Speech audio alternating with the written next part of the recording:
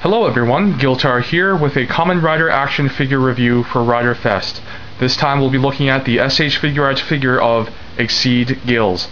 Now Exceed Gills is a fairly new action figure. It was released in July of 2010 and it retails for 3,300 yen or about $36 or so American. Now this is an action figure that is not exactly entirely brand new. There was an earlier Gills action figure through the SH Figuarts line. However, it is quite different from this one. To be honest, I can't say that this is simply a repaint or a retool. The changes made to the sculpt are so extensive that it is pretty much a brand new figure. However, something to keep in mind is that many of the SH Figuarts figure designs use a similar type of essentially a base body, so that's why you have very similar articulation between all these different types of figures from SH Figuarts. Now Exceed Gills actually comes with quite a few accessories. To start off, what I'm showing you right now is Exceed Gills with some removable parts of the figure removed. On this side of the body, you'll see the Exceed claw here, one of them, which can normally be attached to the top of the wrist. I don't know what they are called, but these sort of fins on the forearms, on the shoulders, and on the shins, they're also detachable as well. I removed them just for review purposes. We also have the Exceed heel claws, which are just basically these bladed heel spurs on the back of the heels. These are something that come in the package separate from the figure. You actually have to attach them. One thing to keep in mind is that they're not fragile, but they're not exactly super durable. And at least for my Exceed Gills figure, it was quite difficult to attach the Exceed heel claws into the slot in the back of the heel. I was extra careful with them, but I can imagine that if somebody used too much force and wasn't too careful, they could easily snap these accessories. So you want to be careful when you attach these, and also when you remove them. Another part here to take a look at is this, basically it's a tentacle or a tendril with a spike or a blade at the end. It's called if it's attached to the back of the shoulder, it's called the Gills stinger. You can also attach these to the top of the wrists here where the claw usually is. If you attach the tentacles there, they're called the Gills feeler.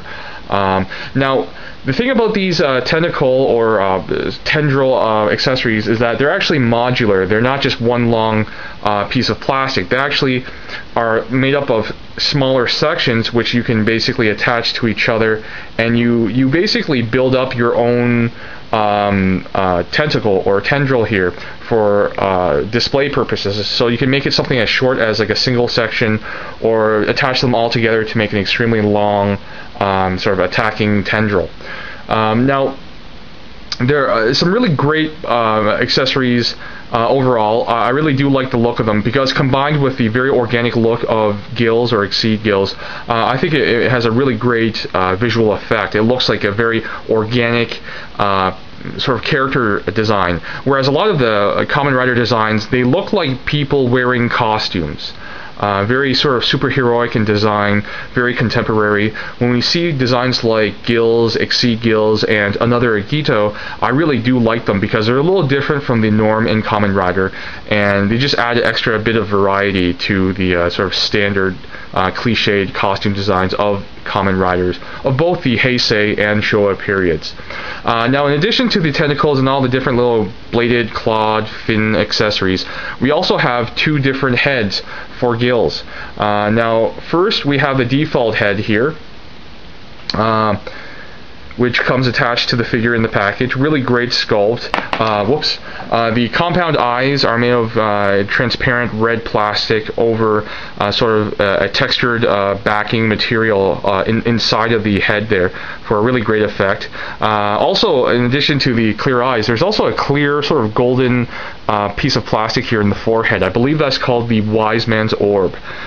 We also have another piece of sort of transparent clear yellow plastic in the belt here, and the belt itself I think is called the Meta Factor. On both heads we have the clear eyes and the clear forehead jewel. On this second head here, it has basically the open mouth sculpt of Gills. It's sort of Gills when he's shouting or yelling in rage. before fighting or something like that. Now, something else to point out is that if you don't have the tentacle or tendril attached to the back shoulder there, you can actually have this component here plugged in to give it a fuller appearance. And I really like the look of how these tendril or tentacle-like sculptures or sculpts cross over the torso and chest, wrap around the top of the shoulders and down the back. And then they can, again, form this little sort of spiky component here. I guess it's supposed to be the end of the claw here. And then, again, when the tendrils attach, it looks like it's just unfurling from the back of the sculpt. It looks really nice in my opinion, especially if you like the Gills design. Of the Kamen Rider series that I've watched so far, Kamen Rider I've is my favorite show so far, and Kamen Rider Gills is my favorite Kamen Rider character. I just really like the design and the character itself. Now, as far as the only other accessories I've yet to go over, we basically have some extra hands. Attached to the figure right now are fists, basically. Fist sculpts. But also as alternate hands, we have these sort of curved fingers, almost like grip hands. And then we also have basically open hands, splayed finger hands. And finally, more splayed finger hands, although we have more of a curve to the fingers there. So some really nice extra hands for adding some variety to poses. The figure itself has a really great range of articulation like any other SH Figuarts figure out there. So that's pretty much for all the details of the figure. Let's get into the pros and cons. I'll start off with the pros, as I've been doing recently for my Rider Fest reviews. First of all, Exceed Gills just has a really great looking visual design, very organic looking, and if you like that kind of design, you'll probably really enjoy the Gills and Exceed Gills character design, costume design. And as usual, this is a very accurate accurate representation of the Exceed Gills costume design from the TV show. And that level of sort of visual detail combined with the range of articulation that this figure is capable of, you just get a really great display piece that can look very either intimidating or cool or ferocious in whatever way you want to pose it. Now, the accessories, I really do like them. I mean, it comes with everything that it should have. It has the claws and sort of tendrils or tentacles. It has the extra head for the sort of shouting, open mouth pose for the face. And it has the heel spikes. And again, combined with the sculpt, combined with the articulation, it enhances the overall product. However, we now need to sort of consider some of the cons. And as I've been saying so far about all the SH Figuarts figures I've reviewed, there's a high price tag for this figure. It's 3,300 yen, or nearly $40 American. It's $36 or over. That's quite a bit of money to spend on something like this, but I think Exceed Gills, just like G3X, it comes with a lot of extra accessories that are useful for it, that should be included with it, combined with a really great action figure. The overall product, I think, is very attractive, and even at that high price, to me, it is worth it, I think. Now, that is a con, though. It is an expensive toy, expensive action figure, so it is something that people will have to sort of, I guess, think twice before buying, unless they have a lot of extra money to sort of throw around. Now, there are some other issues with the figure itself. Quality control is great, but I do find that the shoulder, forearm, and shin fin appendages, these dark appendages, they look great, but they're very loose. They fit in loosely, and they very easily they're knocked out of place and fall out, especially when you're trying to manipulate the action figure for posing. Just bumping into one of these things will knock them out of place and they'll fall out. That is a con, because I do think they could be a little more firm in terms of being placed, but I don't know if it's a quality control problem or just a design problem with the figure itself.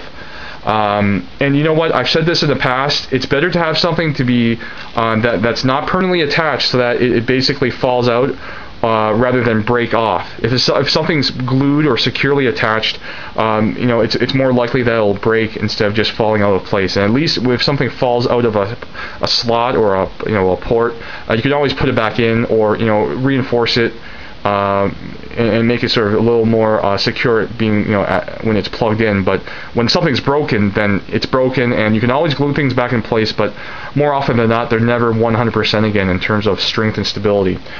So yeah, do watch out for these loose components. And finally, there is an issue with these floppy tentacles. It's just, they look better when they're suspended in the air, looking like they're attacking something. But by themselves, even though they're made out of a flexible plastic that can kind of retain its shape, they don't do well with supporting their own weight. So you really want to be looking at something like a Tamashii Stage display stand that Versus Z reviewed very recently.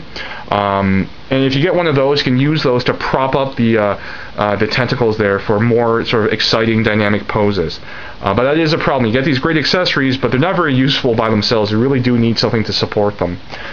So that pretty much does it for my review of Exceed Gills. It's something I do recommend, but only if you're a fan of the character and have the money. I mean, it's something that is fairly expensive. The SH Figuarts figures, the more recently released ones, are climbing up in prices, much like many other of Bandai's products like Gundam model kits. So just keep in mind the price tag. However, like I said, as with G3, you do get a lot for your money, and in my opinion, Exceed Gills is worth the money. So yeah, that's my review. I hope you guys enjoyed it. I hope you guys are enjoying Rider Fest so far. Once again, this is week 1 where Kuga, Agito, and Ryuki are being covered. As usual, thank you very much for watching, and I'll see you guys at the next video.